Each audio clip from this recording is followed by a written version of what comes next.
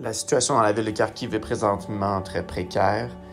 Il y a des affrontements constants entre les forces ukrainiennes et les forces russes, surtout du côté est de la ville, avec des bombardements jour et nuit.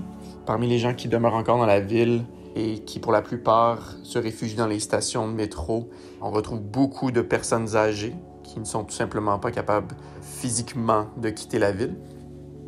Plusieurs personnes qui se réfugient dans ces stations de métro sortent durant le jour pour aller visiter leur famille ou pour retourner à leur domicile et retournent aux stations durant la nuit pour se protéger des bombardements.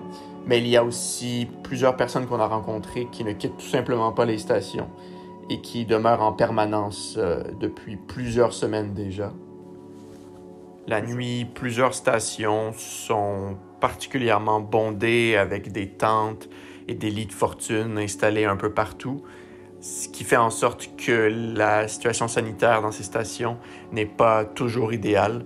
Notre équipe a mis en place des cliniques mobiles dans 5 stations du métro de Kharkiv. Durant ces cliniques mobiles, on prodigue des soins de santé primaires, en particulier pour des maladies chroniques telles que l'hypertension ou le diabète, ainsi que pour des infections, particulièrement des infections respiratoires.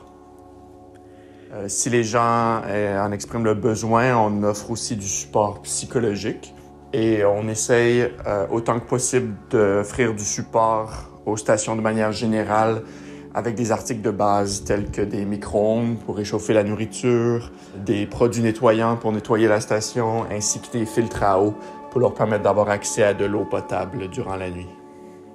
Avec les bombardements constants à Kharkiv, l'enjeu principal auquel fait face notre équipe est bien sûr la sécurité, ce qui fait en sorte qu'on doit planifier judicieusement chacun de nos mouvements et aussi que nos déplacements doivent être faits le plus rapidement possible.